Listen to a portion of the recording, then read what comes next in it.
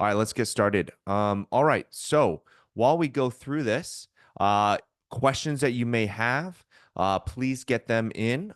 This is for you guys, built for you guys, built to give you as much value as possible. And so we're going to go through the questions that we have, start putting them in there. We're going to just get the rest of the stuff going. So just want to set some expectations. Number one, engage with questions. Start submitting your questions now.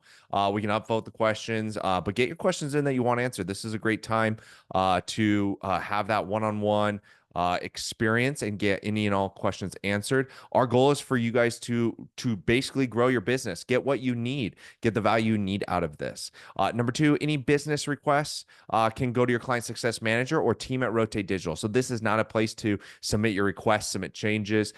This is a place to gain information, gain value, gain action items.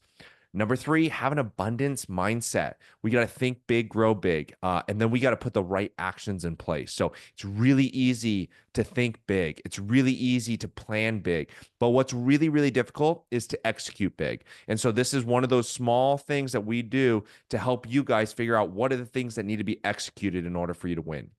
And then finally, give us feedback. This is my personal email. Email that. Any feedback you have, questions, comments, concerns, throw them all over today. Purpose of today. My goal is to simulate sitting down for coffee. We've got hopefully your coffee in hand. And we're just talking about SEO, business, marketing, value creation, all the valuable things you'd want to talk about sitting down for coffee with me or Travis or together. Secondly, my team and I are here for you. We want to be here for you, get your questions answered. My goal is for you to get one valuable takeaway for you and your business, whether it's a small takeaway, a big takeaway, whether it's knowledge or more clarity. My goal is for you to get an action to take it away and take action on it. And it's open to you or anyone on your team. You got a marketing person, you've got somebody who's a business manager or an office manager, and you want them to get on this. This is a great opportunity for you to send them over here to get them to learn, ask questions, and get what they need. So, agenda today, we're going to review the outcomes. We've already done that. We're going to share a valuable takeaway I'm going to share one valuable takeaway I've had in business recently. We're actually going to talk about smart moving today, get some information on that, open it up for questions. And once the questions end, we're done because that's what we're here for. So, and then we're going to close it out. So I wanted to go through a few things today. First thing I want to go through is Smart Moving CRM outage. Recently, we've got that Smart Moving CRM outage. A lot of you guys, I've reached out personally and have found out that a lot of these actually went into Smart Moving.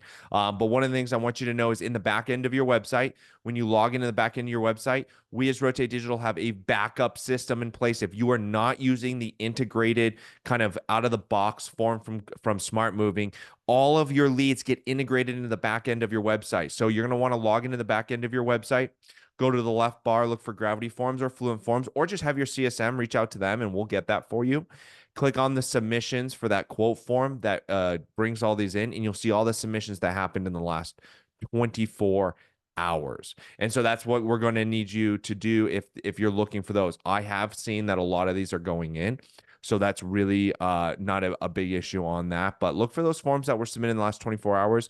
A lot of you guys, we already set up back checks or what do you call it? Backup options where you're getting a text message and an email of all these leads anyway. And so that should help you in making sure that over the last 24 hours, you did not miss anything at all. So that is something I want to share with you. I did reach out to a Smart Moving rep this morning.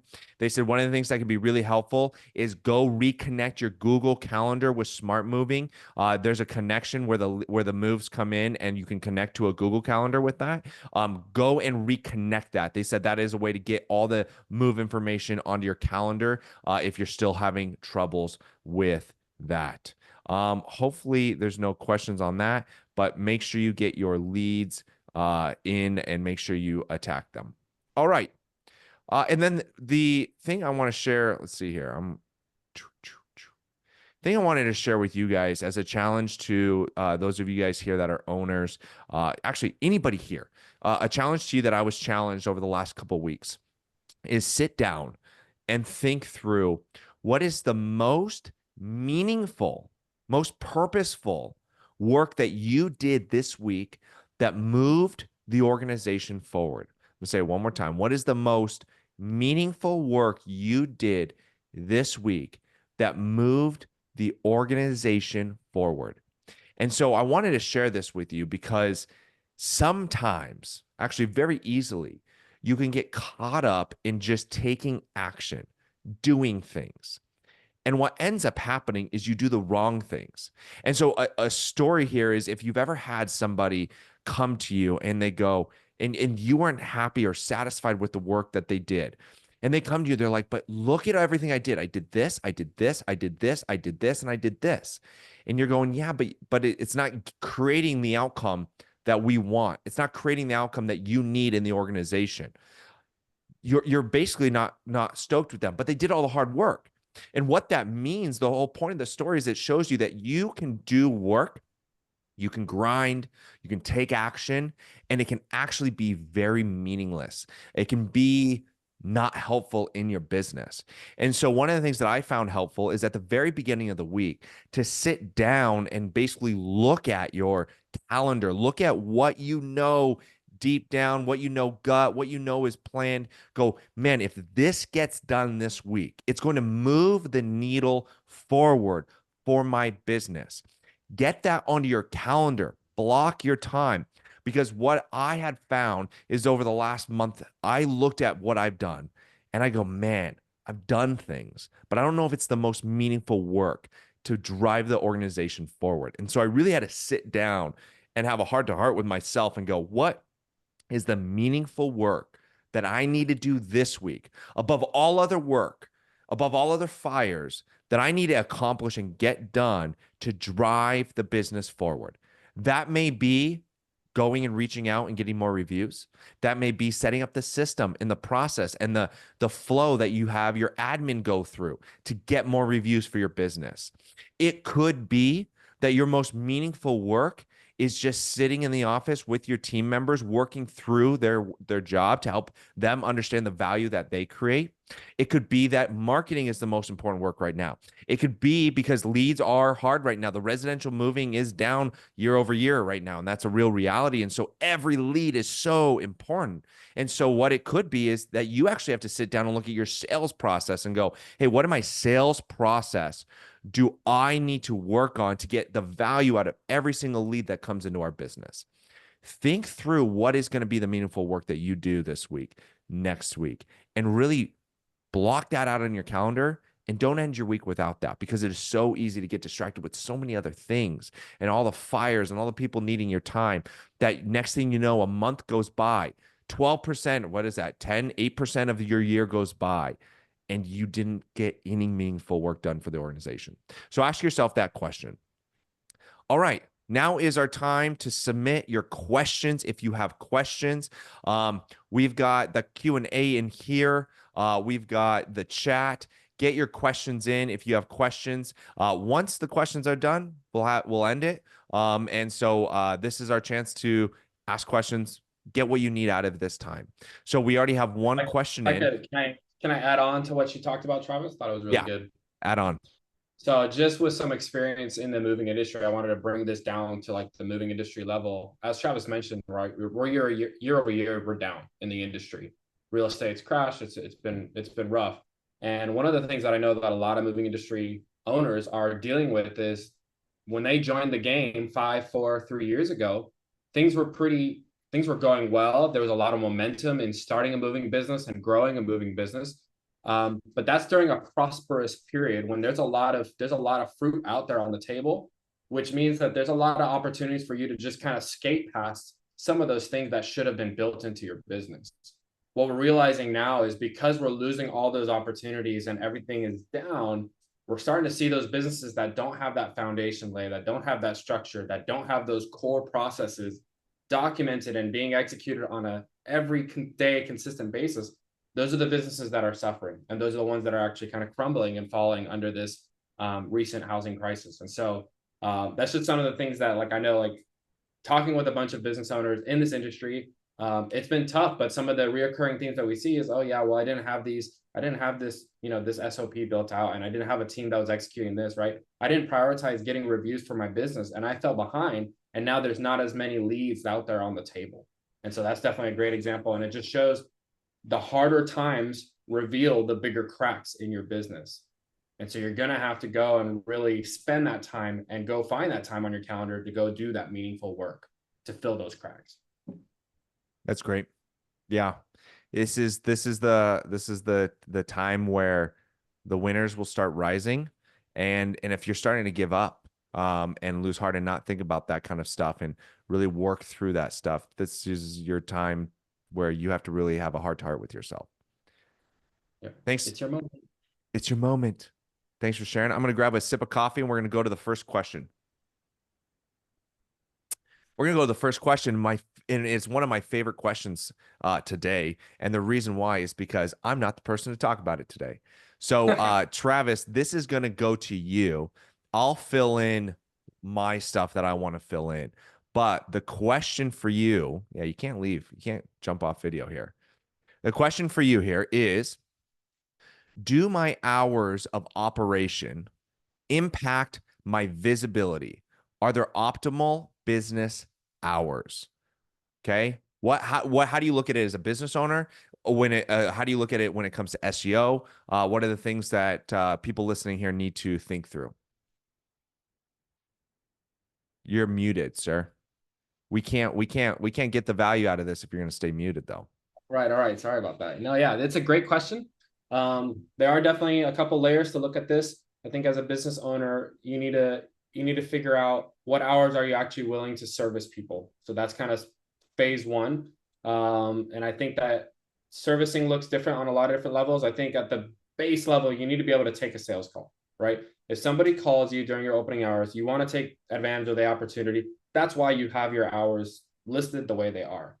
From an SEO perspective, this is going to be really reliant on the competition that's in your area. And so it does have an impact on your visibility in your local market. The algorithm is updating, and it is even on a minute to the hour basis. And so when some of your competitors start to close down, maybe it's 5, 6 p.m. or some traditional times, as they close down, the visibility does shift on when people are searching from specific areas in your local market. And so if you are one of the businesses that, whether or not you have a great visibility at 3 p.m., but if you're one of the businesses that is open at 7, 7:30, 8 p.m., a little bit later into the evening, your visibility will take steps forward because Google will automatically shift those listings that are closed towards the bottom. Reason why is because Google's still very focused, even at 8 p.m., to make sure that the user who's doing the search is having the best experience possible. Well, it's not a great experience for that user if they're typing in movers near me and the first 3 listings they see are all closed, right? That's a bad product by Google. And so that's why Google does that shift and tries to make sure that no matter what time it is, that user is having a good experience. And so you as a business owner, when it comes to your visibility of your Google Business Profile listing, and I think that that's what the focus of this question is actually coming from. You definitely want to make that decision, and you want to look around, and this is something that we do for our clients as well, but you want to look around, see what's the obvious time that everybody else is cutting off, and how much are you willing to stretch your sales team or yourself, depending on your operations, in order to be visible and to continue to get those phone calls. That's great. I have a story on that. We have a client that was located in a city, and they every single evening, their doors closed at 5 p.m. And so on their Google Business Profile, their office hours were like 8 to 5, let's say. And so every day at 5 p.m., they were the #1 ranking on the map pack, #1 ranking moving company. Okay.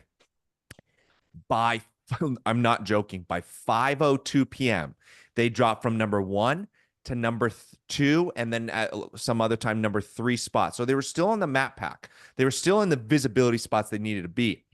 But the other 2 companies had their office open till 6 p.m. And so every day at 5 p.m., they would drop down 2 spots. Those other 2 companies would move up in those 2 spots. And then at 6 p.m., when that business closed, they flip-flopped, and our client was back on top. And so the point of the story is to show you that there is a real, the customer experience that Google's looking for. They really care about the hours. But as a business owner, you have to figure out your ROI and if it's worth that time. Is it worth that time to keep a salesperson running and by a call another 1 hour, because what you don't want is calls coming in and being missed. Google will see that, your company will see that, or your clients will see that, sales will see that. So you really have to be careful on what you need to do as a business owner. And are you getting more calls because of it? You may not change spots. It may not be worth it for you. But overall, what Travis said is exactly right. It does impact it. It's not, I wouldn't say it's anything that's like monumental, but it's something to consider if you're in a competitive area and you go, hey, look, every couple leads extra a day or a week count. It may be something to consider if that will get the ROI you need out of that. So cool. All right, we've got one more question, and that's really it. I haven't seen any more questions come in. So this is your chance. Get in your questions. Be engaged. If you've got any other questions that you want answered or want insight on business, SEO, marketing, value creation, whatever it is, put it in the Q&A or put it into the chat. We got one more question, and if we don't get any more questions after that, we will end it after that. So, second question here.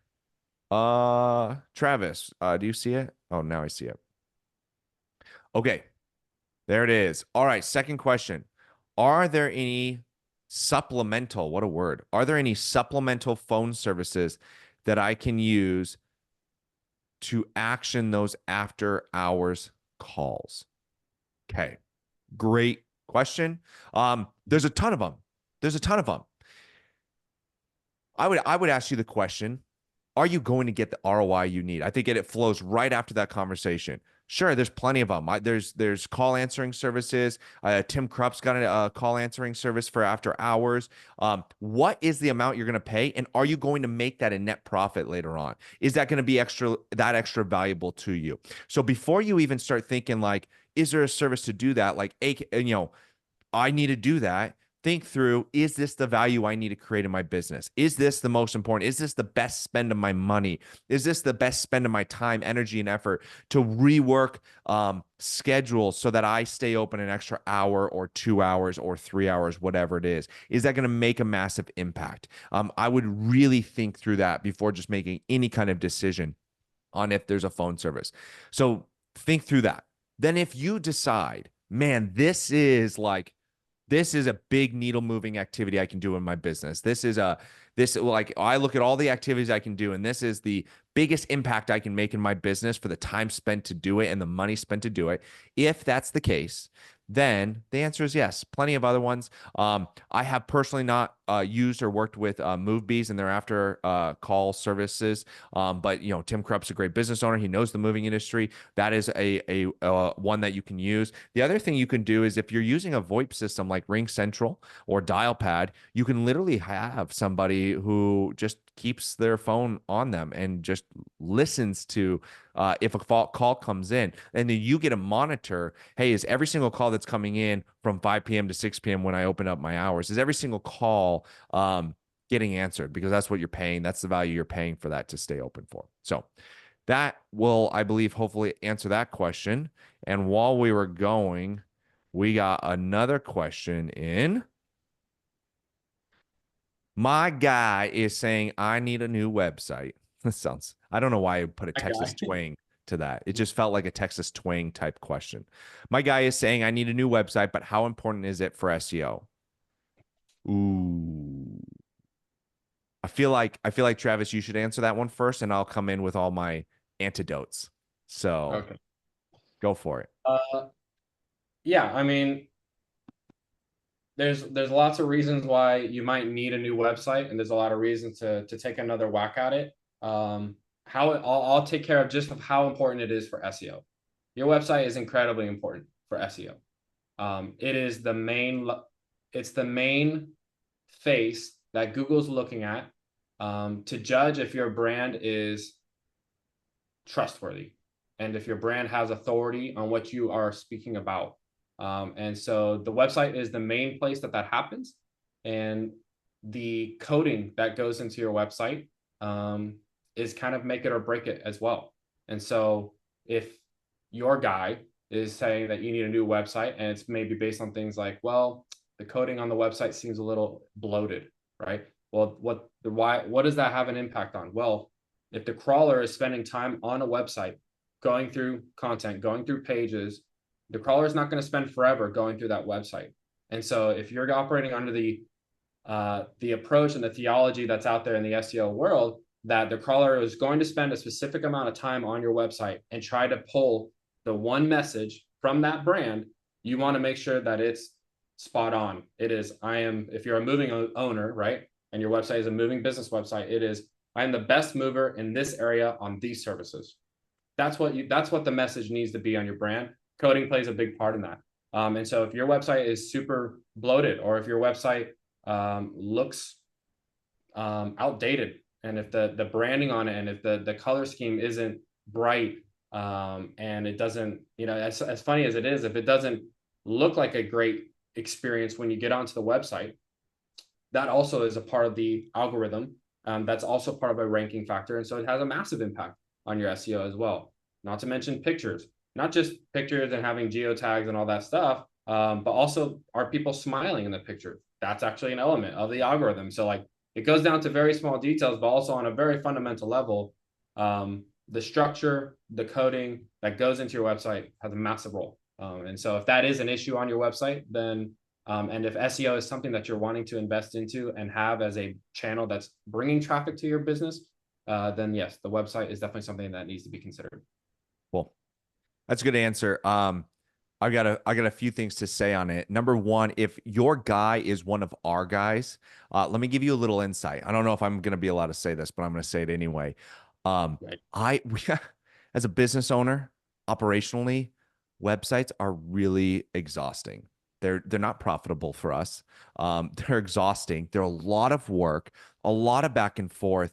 Like I would love to not do websites, but it is so instrumental in our value creation process to you, in creating value for your business. It is so instrumental that we have to do it.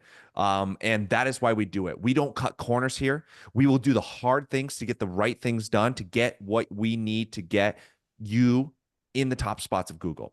And so fundamentally, there's two things we look at on a website. Number one, sales. It's got to look good. It's got to sell. It's got to have a good brand. It's got to get somebody to want to work with you.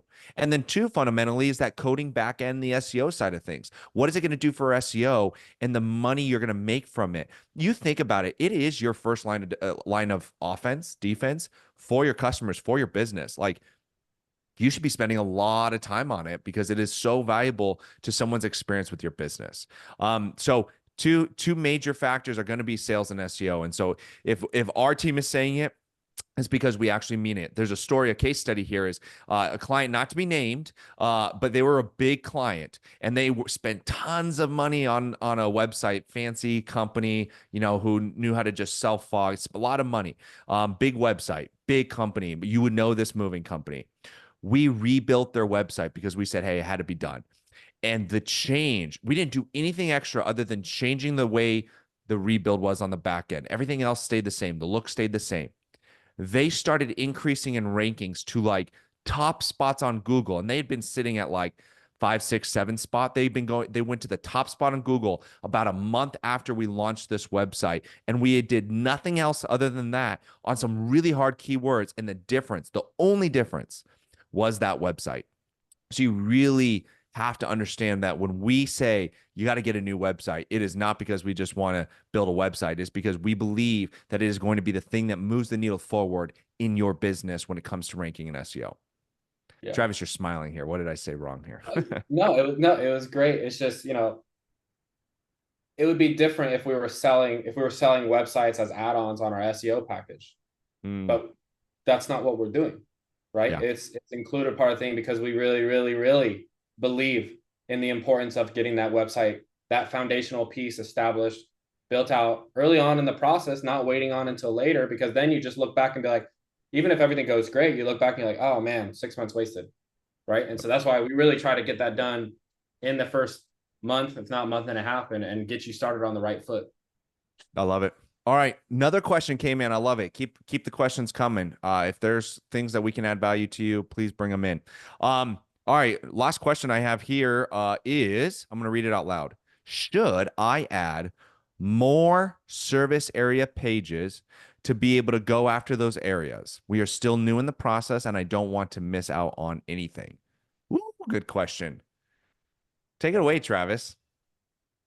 Uh, After those areas, okay, so trying to I am, interpret this into the very intimate level. Yes, yeah, here, the the simple interpretation level. here. Go ahead. Yeah, the I think on a very simple surface level, yes, you want content on service area pages to begin having your brand registered for those areas according to the algorithm.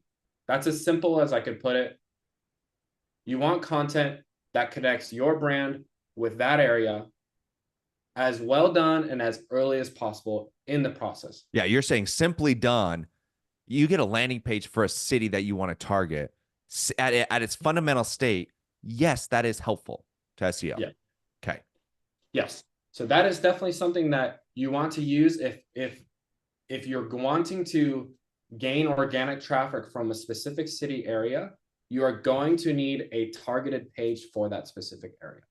It is going to be very difficult to be able to build that trust in Google's eyes without having dedicated pages for specific services or specific areas. I feel like this question is coming from a specific scenario in our environment. And so we have this built into our process where at the very beginning, we highlight the primary target areas that we want to go after. Those are the initial service area pages that we want to go after. But if there are additional service areas that you want to go after, whether it's in 3 months, 6 months, you plan to expand, maybe you're already a believer in our whole launching second locations and all that, and you want to get a head start on that, yes, service area pages is a great way to do that. And I definitely would just recommend having that conversation and starting that with your client success manager. Because the earlier, the better. The earlier that you get that content on your website, being indexed, being registered every single time that crawler comes around, it's consuming that message of, yes, my brand is trustworthy and we service this area and we service this area. The earlier you can give that information to the algorithm, the better off of an SEO process you'll have, even if whether or not you're targeting that area with your current SEO package or SEO service. Now translate that for somebody who's going through our process, right? Our process is like, hey, we're gonna part of what you pay us to do is we're gonna build 3 to 5 landing pages for service areas that you target. If I'm listening to this as a client, I'm sitting here going, well, I'm in Phoenix, Arizona. I've got about 17 cities, major cities that I want landing pages for. So should I build them? Do we as Rotate Digital build these? Like, how do they navigate that process? Yeah, well, I think that there's a little bit's going to come down to what's your current situation in your business and what's going to be worth investing into right now, right? Talking about what kind of ROI am I going to get out of this? If your Google business profile, we'll take Phoenix as the example because it's easy. If your GBP is located in Mesa, probably you're not going to be wanting or really focused on getting moves from Glendale or Peoria anytime soon. For those who aren't from Phoenix, basically you're one side of Phoenix and the other side of Phoenix. And it's a pretty big landscape. So the reason why we really focus in on 3 to 5 is because those are probably the surrounding areas that are around your Google business profile that we're going to actually start driving visibility in, and you're going to start gaining traffic, right? So that's why we start off there. But there are plenty of opportunities. And as we go along further in the process, if we have success and if you gain visibility in those areas that are surrounding, one of the first things the client success manager is going to do with you is be like, hey, things are going well. These are some of the natural next steps that other businesses have taken when they do lock in that visibility around that Google business profile. It's setting up another Google business profile. Or if that's not part of the option, well, then it is actually setting up a service area page because we still can go after organic rankings in the SERP section, which is below the map pack, right? All those things, that's another way to get into the conversation and to get that content out and to get your brand starting to be recognized with those specific areas, right? So even if I'm not planning on setting up a Google business profile in Glendale when I'm a business that's out of Mesa, I can still get some content put on the website. I can still get a page built out, knowing that it is going to start playing a role in the algorithm and you are going to start ranking and slowly gain rankings in the search engine results section of your organic search. Is that going to drive traffic though? In the bottom section of Google, not sure about the return of investment that you're going to get from that. So I don't know if it's worth that investment of building out another landing page getting content ordered and put onto the page that actually will rank and perform. So you're going to have to make a decision. Okay, well, where does that strategy, where does that service area play in my strategy? Where in my long-term goals? Am I for sure going to be dominating Phoenix, or am I going to just stay located in my local area with Mesa, Gilbert, and Chandler, right? Yeah, for those who are listening, going, all right, well, how do I know when or how much or how many city pages I should do? Our process is built out to get Google to value your business, starting in the local area that you're at now, and that's why we out of the gate launch about 3 to 5 cities or service area location pages on your website, because we need Google to see that value in those select. We want a sniper approach, not a shotgun approach. As you start gaining that value in the eyes of Google, we can start adding on service pages. Now, if you're sitting here going, well, great, I want more out of the gate. For us, we're going to try to just charge you an at cost to build the content and get that live. We'll develop it for free. You just may have to pay a little bit on the at cost on the content creation of it, unless you want to build it out yourself, and then we'll build those pages. And it's helpful in the long term, but it's not critical in terms of getting your initial ROI out of your SEO services with us. And I think that's key to understand. There's a lot of things that are helpful in SEO, YouTube videos. There's a lot of things you can do. There's not as many things that are critical. We're focusing on the critical things. If you want us to leverage non-critical things out of the gate, happy to do so. But the whole purpose on this is to leverage critical things in SEO, most impactful things in the first year. So, and then a secondary question on this said, how far can those service areas be? And I think I'm assuming we're talking about the landing pages, not the Google business profiles here. Right. Yeah. And realistically, your landing pages can be as far as you want. There are plenty of businesses that actually do target, cities in other in other states. Sorry. And so if you do service those areas, you can, by any means, you can go ahead and put content. And if there are desirable areas for you to get traffic from, then yeah, I think that there's a benefit to doing those areas. But in regards to what's going to actually be driving traffic, like in retrospect to your Google business profile, realistically, we're talking about a range of 4 to 10 miles max, depending on your local market. I mean, if you're in a rural area, then yeah, we can that radius expands because there's just less competition, right? But if you're in a pretty big populated area, metropolitan area, it can be 4 miles. You get even into the heart of the big cities, Dallas, Chicago, New York City. 4 miles is not even something you should be thinking about. Realistically, you're going to shrink that down to 2 or 3 miles of what you're actually going to be able to drive visibility and traffic from. Awesome. I think you said everything exactly how I'd want it to be said, which is great. All right. I don't see any more questions coming in. So 8:36, I'd say that's a 8:36 my time, probably 11:36 a lot of your time. I think that was a great session. A lot of value that came out of that. Hopefully we can pull some of this out, get it on YouTube, and bring it to some of the people that didn't show up today. But ladies, gentlemen, thank you for your time today. I hope this was valuable for you. I hope this was worth your time. If it was, shoot us over an email. Give us some feedback. If it wasn't, tell us how we can make it better. We're going to be growing this. We're going to be doing this probably once a month. And we are going to be making this a really impactful opportunity and value add on for your company, for your organization, for your team. So thank you guys. Have a wonderful day. Have a wonderful weekend. And we will see you next time. Bye.